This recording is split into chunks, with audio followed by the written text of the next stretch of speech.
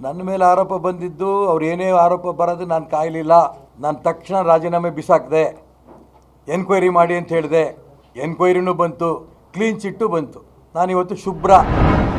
ನನ್ನ ಮೇಲೆ ಯಾವ ಕೇಸು ಇಲ್ಲ, ಯಾವ ಭ್ರಷ್ಟಾಚಾರದ ಆಪಾದನೆ ನನ್ನ ಮೇಲಿಲ್ಲ, ಯಾವುದೋ ಪೋಕ್ಸೋ ಕೇಸು ನನ್ನ ಮೇಲಿಲ್ಲ. ನಾನು ಯಾಕೆ ಇದನ್ನು ಹೇಳ್ತಾ ಇದ್ದೀನಿ ಅಂತಂದರೆ, ರಾಜಕಾರಣಿಗಳು ಎಲ್ಲರೂ ಒಂದೇ ಥರ ಅಂತ ಅನ್ಕೋಬೇಡಿ. 40% ಅಂತ ಕಾಂಗ್ರೆಸ್ ಏಜೆಂಟ್ರು ಅಂತ ಆಗಿನ ಗುತ್ತಿಗೆದಾರರ ಸಂಘದ ಅಧ್ಯಕ್ಷ ಕೆಂಪಣ್ಣಂಗೆ ಹೇಳ್ತಾ ಇದ್ದಾನೆ. ಅವ್ನು ಕೆಂಪಯ್ಯನಿಗೆ ಅವನು ಕಾಂಗ್ರೆಸ್ ಏಜೆಂಟು. ಪಾಪ ಅವ್ರು ತೀರೋಗಿದ್ದಾರೆ, ನಾನು ಅವ್ರ ಬಗ್ಗೆ ಮಾತಾಡಲ್ಲ.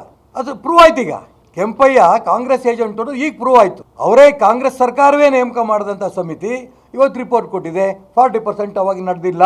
ಕಾಂಗ್ರೆಸ್ಸಿನ ಅಧ್ಯಕ್ಷರಾಗಿದ್ದಂಥ ಶಿವಕುಮಾರ್ ಆಗಲಿ, ಮುಖ್ಯಮಂತ್ರಿಗಳಾಗಿದ್ದಂಥ ಸಿದ್ದರಾಮಯ್ಯನವರಾಗಲಿ, ನಾವು ವಿರೋಧ ಪಕ್ಷದಲ್ಲಿದ್ದಂಥ ಸಂದರ್ಭದಲ್ಲಿ BJP ಸರ್ಕಾರದ ಮೇಲೆ ಮಾಡಿದಂಥ ಆಪಾದನೆ ತಪ್ಪು, ಸುಳ್ಳಾಗಿದೆ. ನಾವು ಕ್ಷಮೆ ಕೇಳ್ತೀವಿ.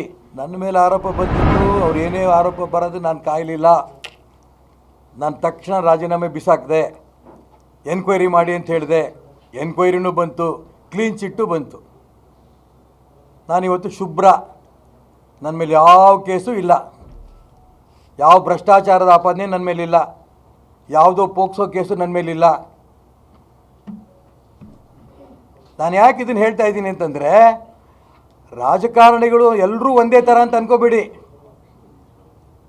40% ಅಂತ ಕಾಂಗ್ರೆಸ್ ಏಜೆಂಟ್ರು ಅಂತ ಆಗಿನ ಗುತ್ತಿಗೆದಾರರ ಸಂಘದ ಅಧ್ಯಕ್ಷ ಕೆಂಪಣ್ಣಂಗೆ ಹೇಳ್ತಾ ಇದ್ದಾನೆ. ಅವ್ನು ಕೆಂಪಯ್ಯನಿಗೆ ಅವನು ಕಾಂಗ್ರೆಸ್ ಏಜೆಂಟು.